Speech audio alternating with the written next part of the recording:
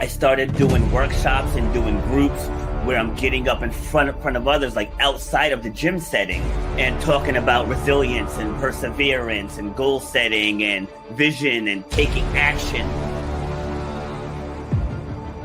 You should know what 1 hour of your time is worth. You should know the value that you bring to the marketplace.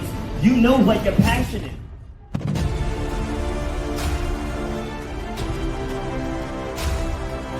Starts with clarity of vision. If you don't have the clarity of vision, whatever next thing you get, you're not going to see it through because you don't have the clarity of vision. So the point of my pain was being told you will never run or jump again. And all that stuff, I was like, you know what? Like, I want to be able to take this even bigger. If you know why you do what you do, you have to know how to charge for what you do.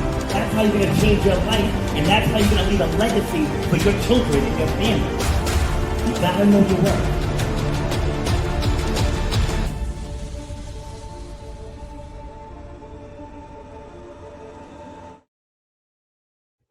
Hello, ladies and gentlemen. This is Rob, and I'm back with episode number 375 of Shut Up and Grind. We were all about overcoming obstacles, defying the odds, and inspiring you to clear whatever's blocking the path from whatever success you want in this lifetime. So today we're going to be talking about not playing small. But before I bring my guest on, we want to talk a little bit about authenticity. Okay, you gotta be yourself. Stop tying your identity to your job. Stop tying your identity to your significant other, or identifying yourself as just I don't want to say just, but being a parent, because you are much deeper than that. You are much bigger than that. And there's so many things in this world that you can accomplish that you're talking yourself out of. One of the number one questions I get is, why do you call your show Shut Up and Grind? Like why are you telling people to shut up? No, I want you to tell yourself to stop it. Because I've been there myself, doubting myself, imposter syndrome. Who's going to listen to me as a podcast host? And now I have 4 days a week that's booking into June of next year, right? Because I finally stepped into who I was. I'm a competitor. Right, that's what I do. At the heart of everything is I am a competitor. So I look at everything that I've been told. You'll never run or jump again. You can't start a business during a recession. That's other people projecting their insecurities onto you. And you have a chance every single day to wake up and step into your power. And I felt like that was a good one to start with today's topic. I always forget to scroll back up. All right, so who's helping me have this talk today? Randy Gage, and he says, if you're tired of playing small, stuck in your own story, or afraid to challenge the status quo, this episode is your wake-up call. Randy doesn't hold back. So let's meet Randy. Welcome to the show, sir. How you doing? Hey, Robert. Great to be on with you. Awesome. Where you joining me from? Miami. I'm a Miami Dolphins fan. Would you believe it? There's not many of us left, but I'm glad to hear there's at least one more. Yeah, I'm hanging on. I've been following them since I was like 8. Now, I'm up here in Rhode Island. I'm in New England. So I could have very easily jumped on a Patriots bandwagon for all those years. But I'm like, nope, I'm holding out, and I want to see my Dolphins finally make it. So we'll see what happens. So, all right, so we're going to dive in. We're going to be talking about unleashing prosperity through pain. But before we get there, let's find out a little bit more about you. How would you describe yourself at your core? In my essence, I'm a writer. Writer, okay. Not to identify with an occupation, because that's not what I mean. I say that because that's when I'm at one of my peak states of happiness and joy and creativity, is when I'm hunched over my MacBook Pro in my lonely writer's garret, writing my next blog post or my next book or my next whatever. And I think because I'm really a philosopher, and you say, well, what do you do? How do you make a living? What exactly do you do? I'd say, well, I'm like Socrates and those guys. I'm a philosopher. I go down to the town square every day and I stand on a peach box and I speak what's on my mind. Because that's what I'm doing, right? That's what you're doing. That's what Yeah. anybody who choose to be in the creative space and host a podcast, write a book, write a blog post, that's what we're doing. And I'm a deep thinker. I'm always working how to be a more critical thinker. And I think I write so that I know what I'm thinking. And when I write, it forces me to clarify my thinking. Because like I can give a speech, 10,000 people there, put me on stage, put a quarter in the jukebox, I can rock the stage. I'm going to get a standing ovation. They're going to love it. And then I'm going to go back in my room and order room service and say, well, damn, I told him I was going to do the 6 secrets of whatever, and I think I left out number 6. You don't catch that on the stage. They might not even have caught it in the audience, except like the people who were taking notes and they're like, wait, what, you know? But when you write, that stuff can't escape. It jumps out at the page that, wait a minute, you jumped the shark here. You went for, you know, this is not a logical sequential thing. Writing forces you to be a better thinker. And if you're a better thinker, I think you have a better life. I love it. And that's exactly how I feel about speaking. I interviewed someone 2 weeks ago, and as he's telling his story, I had a moment in there where he shared something about being homeless, and I completely reframed how he thought about it. And he was like, oh my God, he's like, I never thought about it that way.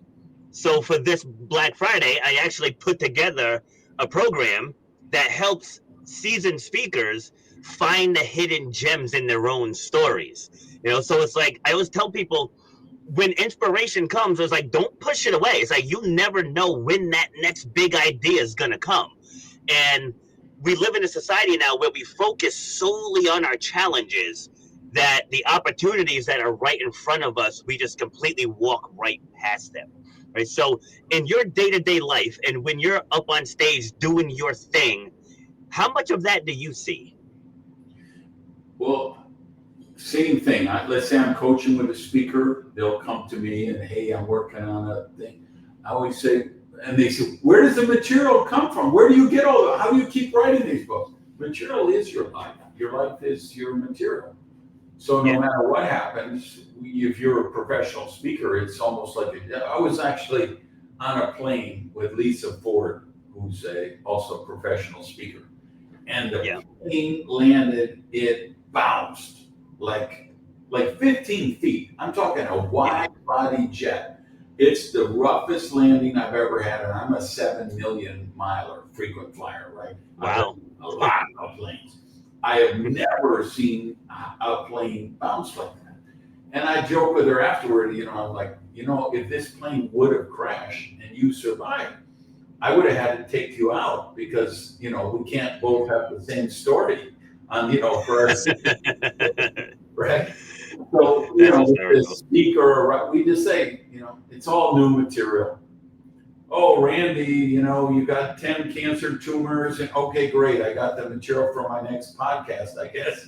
Oh, Randy, you know, a meteorite just landed on your garage and killed your Bentley, and well, great. I guess I know my next book, you know. It's, if you are a speaker, author, coach, you know, say, what is the worst day of your life? What is the best day of your life? That's where the material is going to come from. And it's usually going to be the worst day of your life, the day you lost a loved one, your business went bankrupt, your company failed, whatever, you blew up your marriage. That's where the best content comes from, because that's where the best learning lessons come from. Exactly. Like you heard in my intro video where I said that my pain was being told I'd never run or jump again. And when people hear stuff like that, you have a decision to make. It's like you can just take that and just say, make that your reality, or you can be like, no, I don't accept that. Like January 14th coming up, I'm having a full knee replacement. And just before I came on with you, I was looking at races that I can do in June or July. You know, whereas most people would be like, oh, it takes like a year to recover, it's this and that. Like your brain controls healing. Your brain controls your body. So if I tell myself I'm going to be better in 6 months, and then I'm going to put the action behind it to be better in 6 months, it's highly likely that that outcome happens. When I get to May, if I need more time, then I'll just find another race a little, a couple more months down the line. But I don't ever focus on the setback. I focus on the desired outcome that I want, and I want to assume your mentality is similar to that. 100%, because I actually believe you, when you create an intention like that, you bend the universe to your will. Yes. Which sounds crazy to some people. It sounds like woo-woo BS, right? But I don't think so, because at its ultimate, everything in this universe, at its ultimate level, is energy vibrations. So this pencil I'm holding is energy vibrations. This microphone here, the laptop or phone you guys are watching this on or listening this to, they're all energy vibrations. And what do we know? Energy can be repelled, energy can be attracted. So when you set an intention, and you do, and you set one that's bold, it's daring, it's imaginative, it's something that inspires other people, you attract people and circumstances that will help you manifest that goal. I really believe that. Yeah, I do too. And that's right in alignment with what I said a minute ago, that once you take your eyes off of your struggles, they're like the opportunity, they're already there. Like they're already there. You're just not seeing it. And to your point about that I saw in that brief glance at your bio, your power does come from that pain. And I learned that firsthand when I literally lost everything. And I went into that dark place for a minute. It wasn't until I was like, you know what, you got to get back into your purpose. It's like you can't let this. It's like, what is this teaching me? Like, why did this just happen? And then I used that to propel myself forward. And now I have all kinds of good things going on now. And where I easily could have let that situation consume me. And sharing these types of stories is what's going to help better the entire world, because people are going to realize struggles happen to everyone. It's how you get through it is what matters. So can you share something that you went through where it gave you a total perspective shift? I had my business seized by the IRS and auctioned off Mm. in the courthouse steps. Left me 55 grand in debt. And this is back in the day. So 55 grand in debt with my earning capability at that time, it might as well be 55 million today, right? Mm. So I literally sold my furniture to eat. I sold the furniture to pay the rent. And I was like 30 years old, okay? When you're 18 and you don't have any furniture, it's like almost romantic, you know? You Yeah. out on the street, oh, look, somebody threw away a recliner. If I put a sheet on it, it'll work perfectly. Oh, wait, I can throw bookcases with bricks and boards and I could get those for free. That's like romantic. You're 30 years old, your friends have kids, houses, cars, families, and you're home, homeless, or you got a home and no furniture in there. It's not romantic. It sucks. It absolutely sucks. But I can tell you that's one of the best things that ever happened. If that didn't happen, I would still be working 80 to 100 hours a week in a greasy pizzeria trying to pay my bills. But because that happened, it shocked my system. I looked at my life with a whole new approach.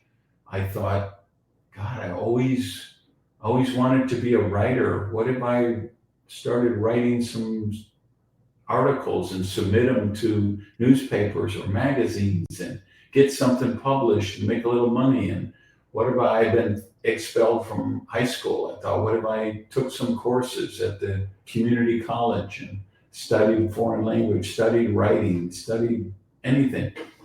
And it was such a wonderful wake-up call to re-engineer my life. And that never would have happened if they didn't come in and seize the place. See, you said two very important things there.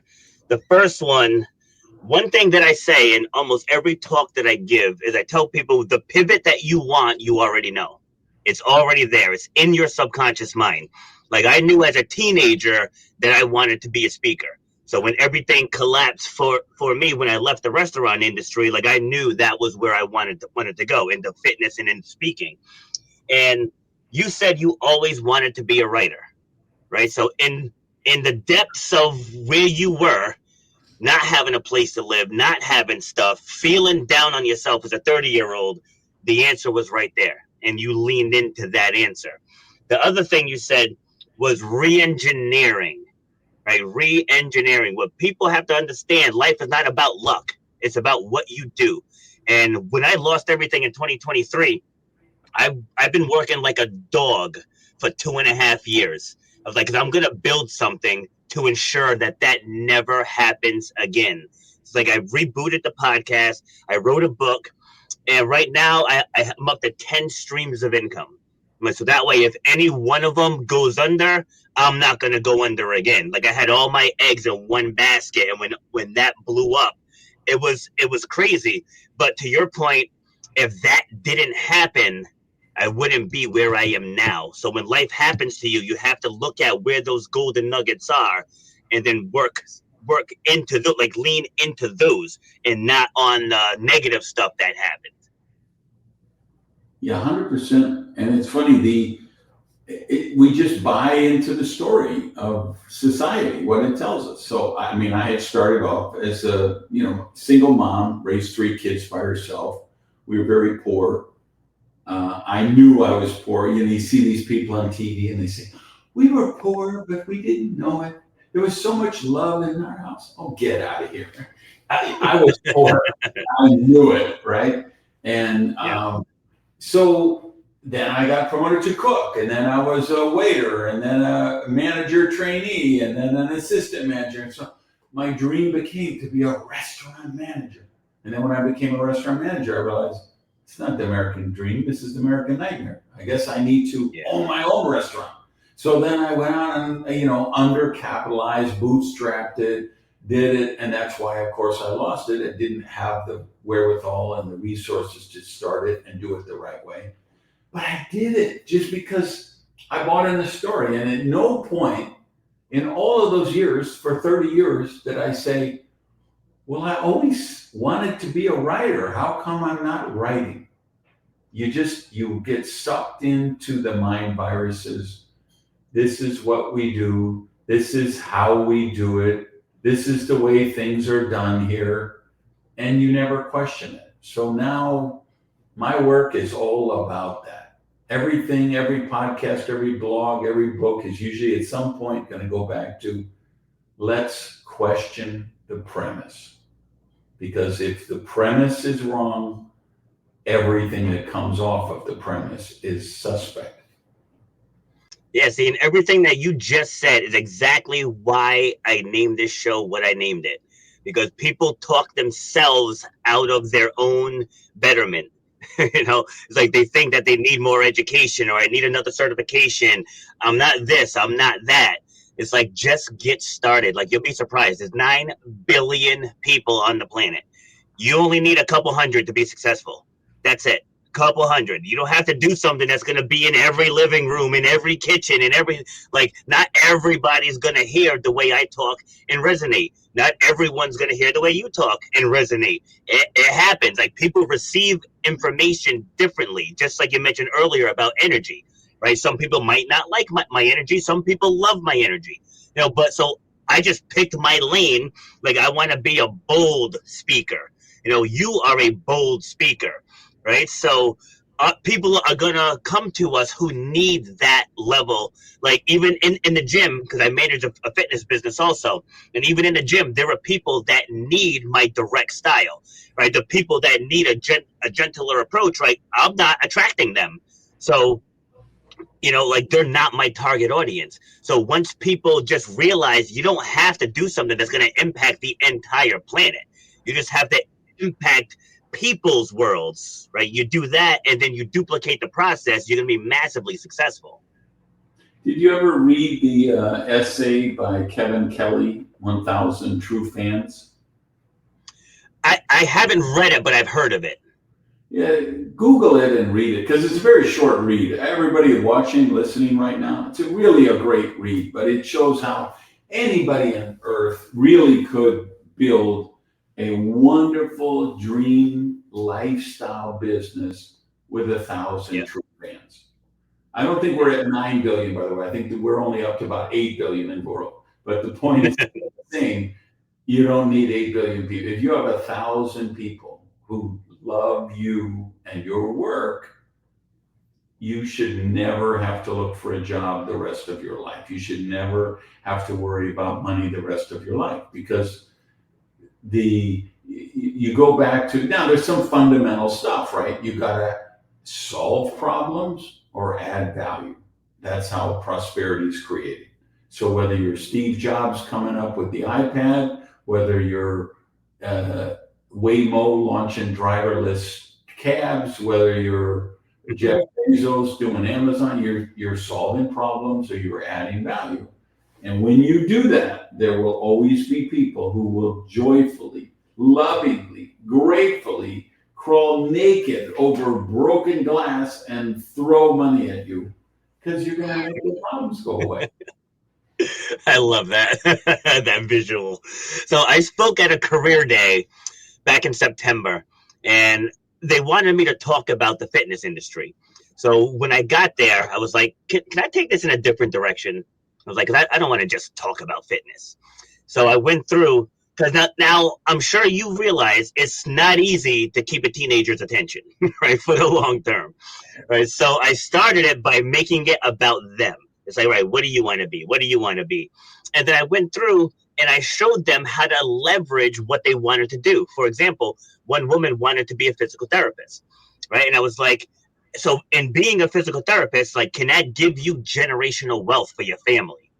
And she's like, I don't think so. I was like, but now what if you became a physical therapist, but you supplemented it with a YouTube channel and a TikTok channel and made how-to ebooks, you know, right? Because some people don't like going to the doctor. I was like, so what if you could do a mobility guide for athletes, or how to manage low back pain in people over 50? I was like, now I just gave you 4 or 5 ideas that you can leverage that industry. And there was a young man who played basketball, so it's like, all right, write out. I mean, name me all the things you need to be a good basketball player. So he's like rebounding and dribbling and speed and agility, mobility, vertical leap. I was like, now at your age, at the age of 17, can you write a video showing 10-year-olds how to do all those things? And he's like, yeah. He's like, I think I can. There you go. I just gave you a blueprint for you to supplement your basketball knowledge. I'm like, and you're just scratching the surface, So when you're working with people and they're in that negative headspace, how do you help them reframe?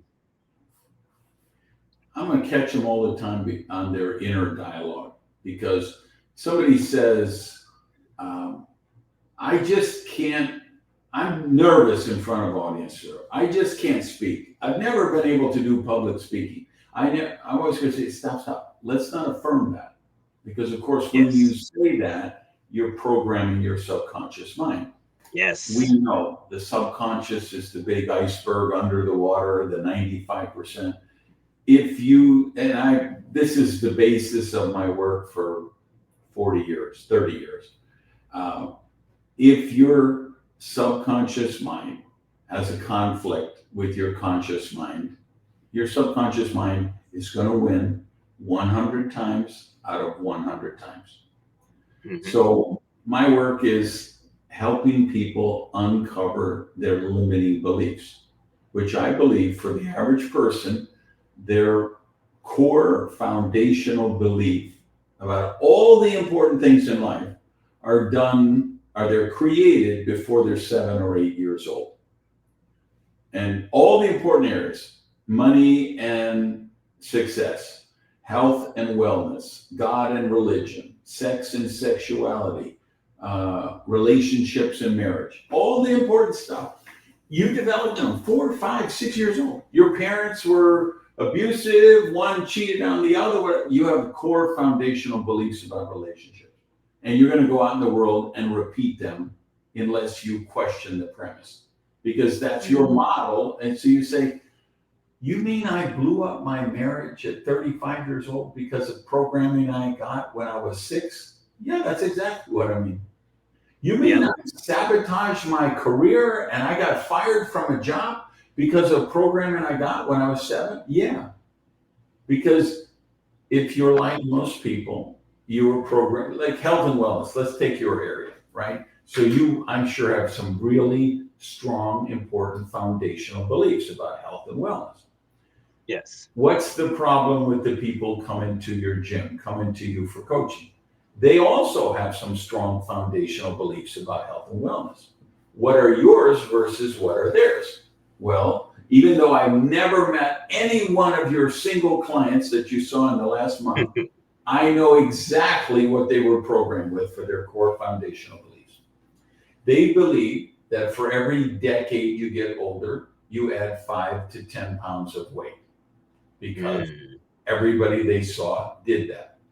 They believe that when you need help, then you need a medicine or a doctor who will cut something out of your body. They're not thinking of what you suggested earlier, like, hey, how do I get my mind to activate my healing process?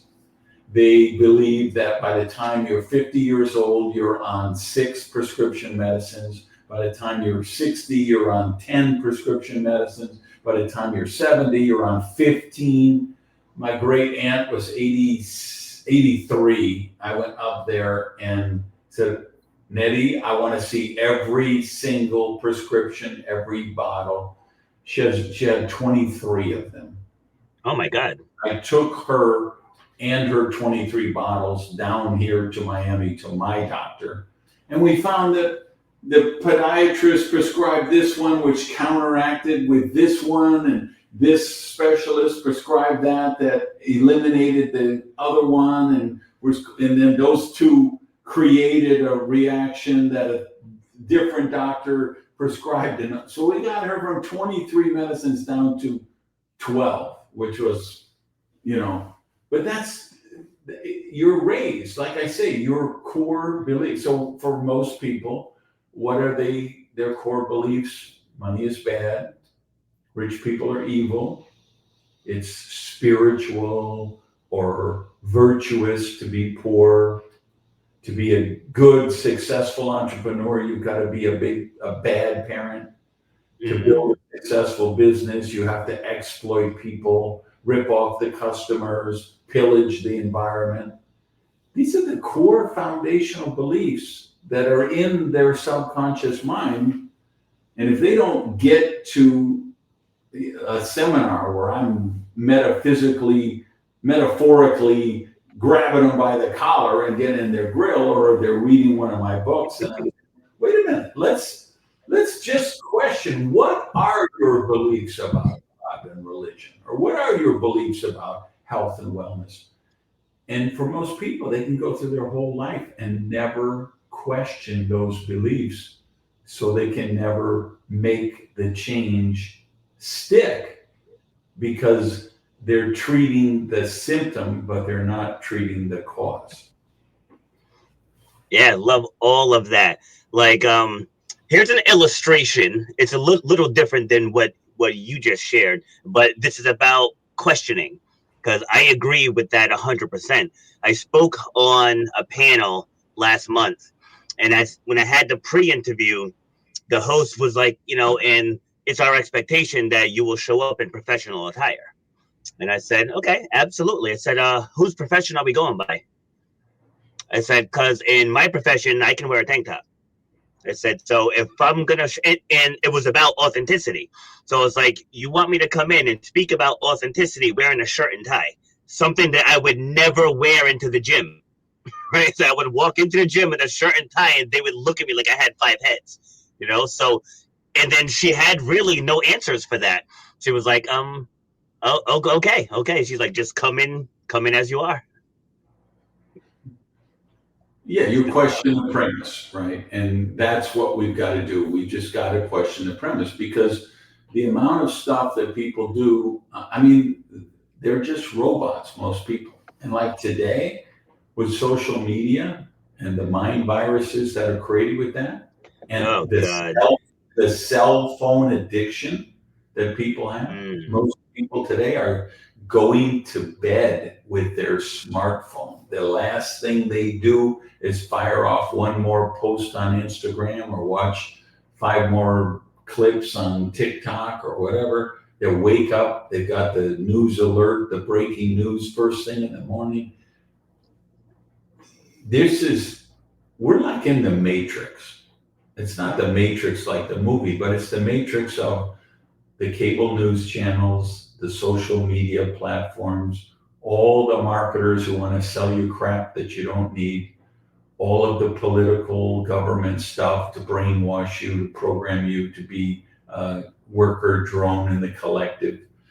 All that programming that people get on a daily basis, they don't have no idea it's there. It's thousands of subliminal mind viruses every day. And if you don't become conscious of them, blow them up, replace them with empowering beliefs that serve you, you just become a puppet. So, like right now, we have all the MAGA puppets who are all liberals, are libtards, and they want to give away everything, and they're all socialists and communists and da, da, da, da. And then we have all the same exact level of brainwashing on the liberal side. Everybody MAGA is a racist. Everybody MAGA wants to do this. Whatever. They're all this. It's so true. They both extremes. They've lost the ability for critical thinking, for rational analysis.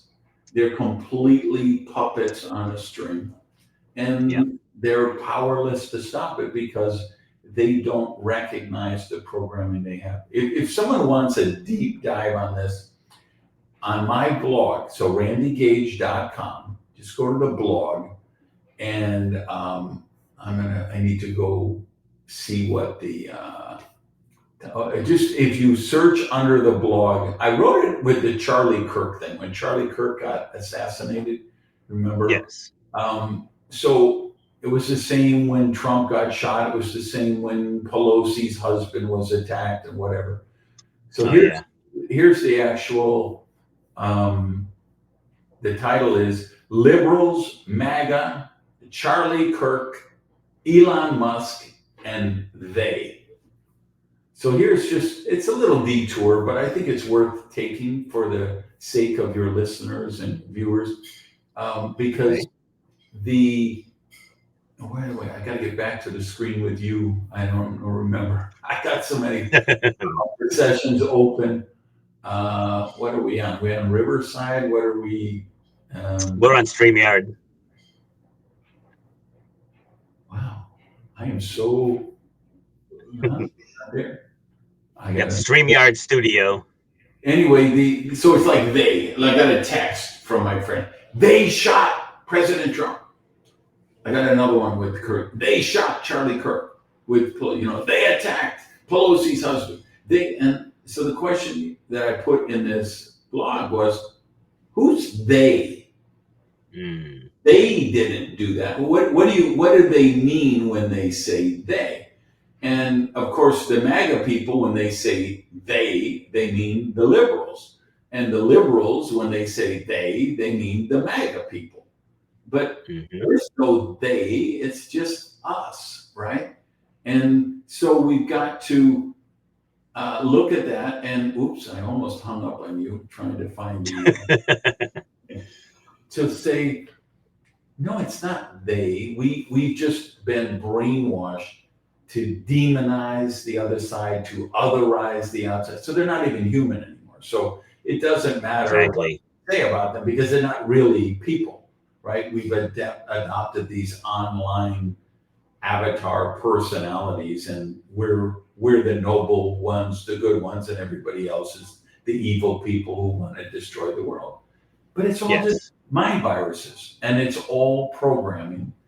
And so you were programmed with these core foundational beliefs before you were 8. Now that you're 30 or 40 or 50, Meta and and TikTok spend millions of dollars hiring the greatest researchers in the world, the greatest computer programmers in the world, who develop the most powerful algorithms to turn you into a puppet. Because they only make money when you're on their site. And the way they keep you on the site is they get you afraid of something, or they get you angry about something. So, oh my God, there's an update. Whatever the trigger is for you, and then boom, you're on TikTok, and now you're doom scrolling for the next 4 hours. This is one of the biggest challenges we're facing as a society. If you want to be an entrepreneur, if you want to be successful, if you want to be healthy, if you want to have healthy relationships, you have to take control of your mind again. And you can only do that if you recognize who is trying to program me, what are they trying to program me with, and how do I counter program against it. See, and to illustrate that, outside of politics is corporate America. Corporate America does the exact same thing. When I was leaving my last class today, as two of the women were talking, where she was saying she's in sales and that she has to work on Saturday, but the job isn't gonna pay her. But I guess because it's Black Friday weekend, like, she works on commission, but they weren't gonna give her hourly. So she was like, if I have to come in to work, I should be getting paid. And her manager's response was, it's a privilege for you to work that day. It's like, that's how people get treated. And I think about how long I spent in the restaurant industry, because I was constantly told how valuable I was and how they couldn't do it without me and all this other stuff. And I held on to it, working like a dog, 60, 70, sometimes 80 hours a week. And when you figure out the math, it's like, I'm making like $14 an hour. Like, the bartenders are making 40. I'm making 13. Like, this doesn't make any sense to me. But to your point, you're stuck in that mind virus. Like, I just had them thinking, like, I'm going to get promotions and I'm in line to become a district manager and I'll get a company car and I'll get to write my own schedule, not realizing I was wasting my life away. And the best thing that I did was finally to say, I don't want this anymore. Like, that one sentence changed my entire trajectory in life. Was just, I don't want this anymore. What are your thoughts? I did that was me. I did the restaurant business. And so I finally worked my way up to manager. I wore a tie, had a big ring of keys, got to go around with a coffee pot. Hi, how's your dinner this evening? And I realized I made more money when I was a waiter, because I was a good waiter. Man, I was suggesting appetizers. I was suggesting wine. I was suggesting desserts. They had a big check. They were tipping me on that check, and I was there clearing the plates. I was there checking on if the steak was cooked right. I was there coming back. You know what I mean? I made good money. And then, like, same as you, I'm like, well, but that's the title. And then I could be the area supervisor. And then it was just, I don't want to say, it's very important that we don't deal in absolutes. So I never say you can't get rich as an employee. The truth is, there are people who get rich as an employee. If you're Michael Eisner and you run Disney, you're an employee, but you're a multi-millionaire employee, right? Yes.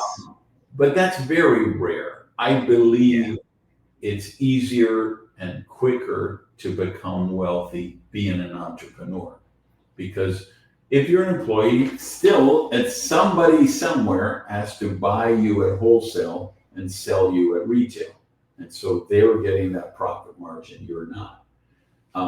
But so, like, my coaching program, I don't know where it came from, but maybe the last couple of years, everybody keeps calling me the entrepreneur whisperer now. Started on some TV show or radio show or podcast or I don't know what, and then it's kind of taken on legs of its own, because that's my jam. I mean, that's my tribe, entrepreneurs. That's who I can really help, right?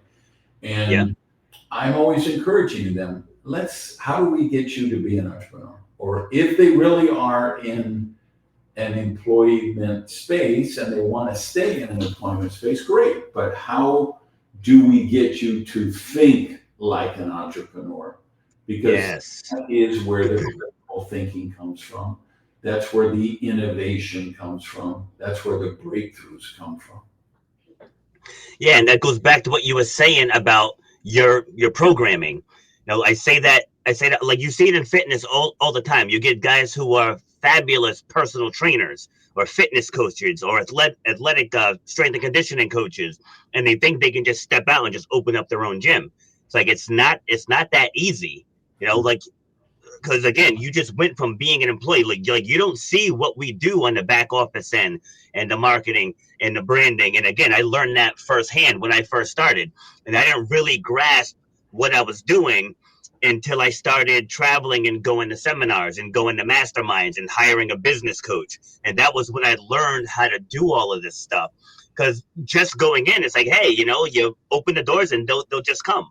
And there were many days I sat in the middle of that gym just watching all the cars go by, and it's like, how come no one's coming here?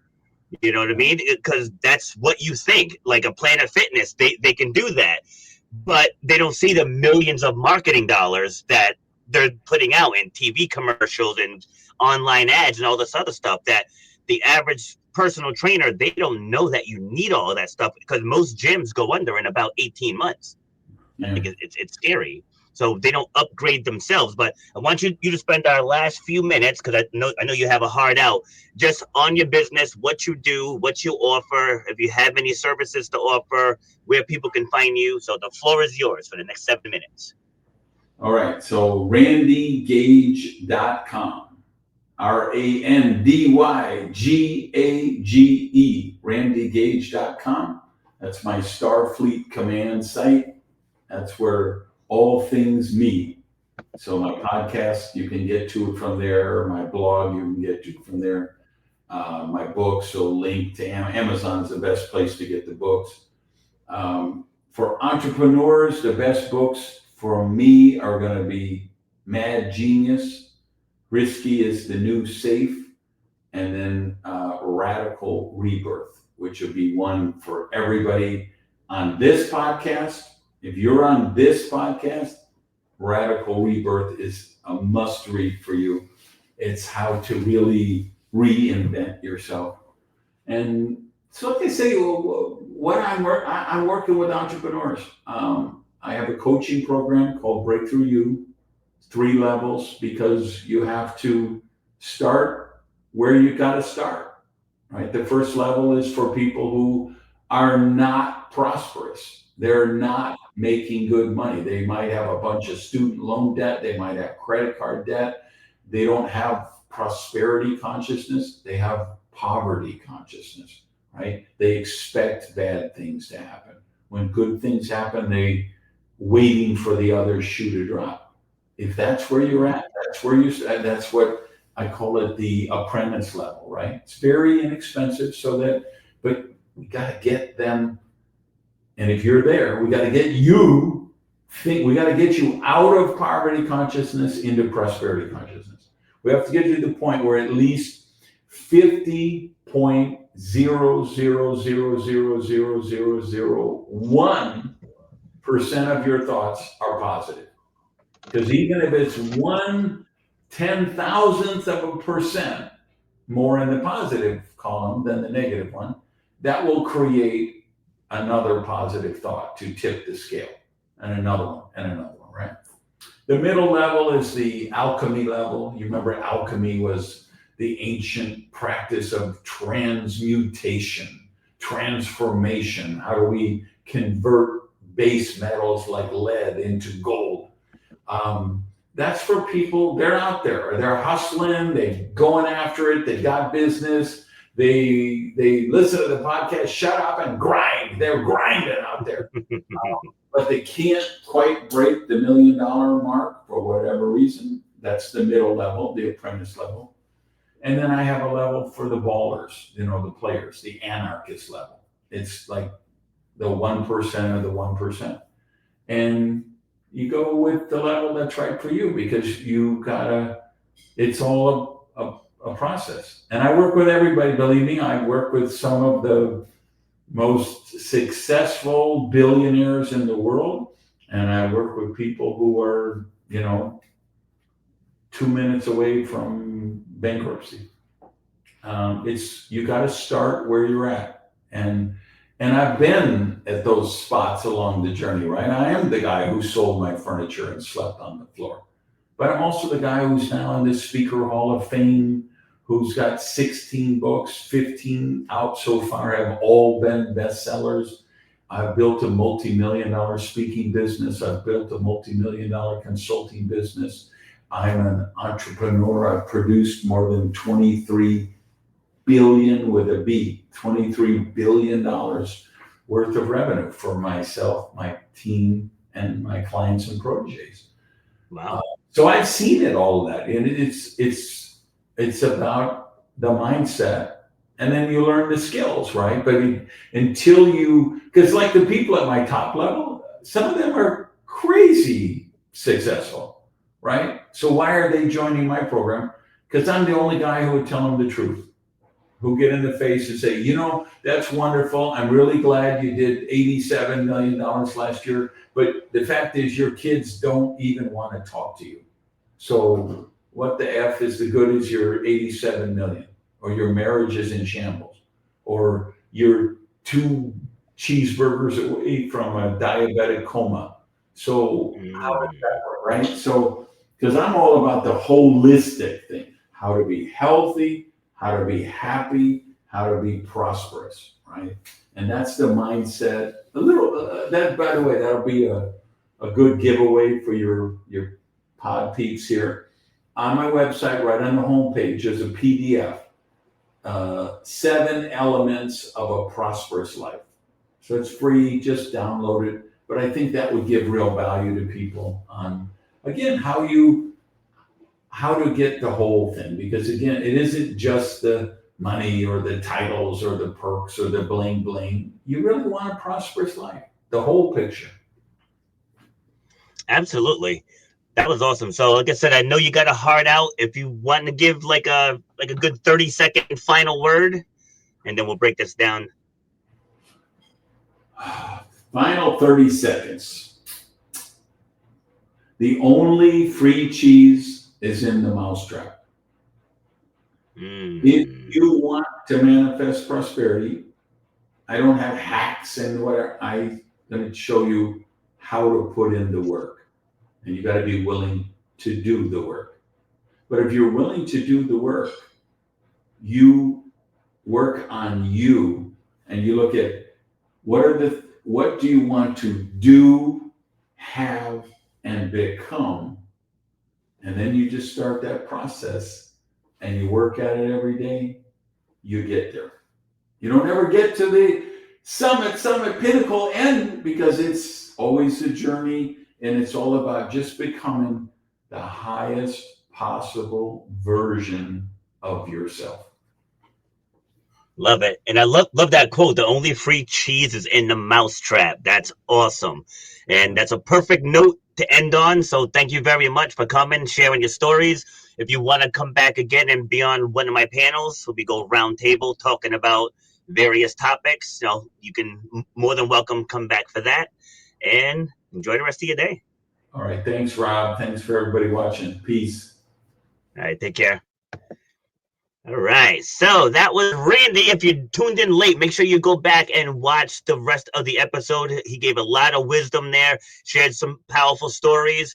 And that's all I got for you. So we're doing Monday through Thursday. Monday through Friday now. So all at 12 noon. And the panels are going to be coming back soon as well. So again, thank you for tuning in. Enjoy your day. You've been listening to Shut Up and Grind. We hope you've gotten some useful and practical information from this show. Robert has over 20 years experience pouring his knowledge and expertise at many events in the service and fitness industry, as well as secondary schools and universities. He has a true passion for helping others break through the barriers that are holding them back. To book Robert B. Foster to speak or to reach out, go to robertbfoster.com. Till next time, shut up and grind.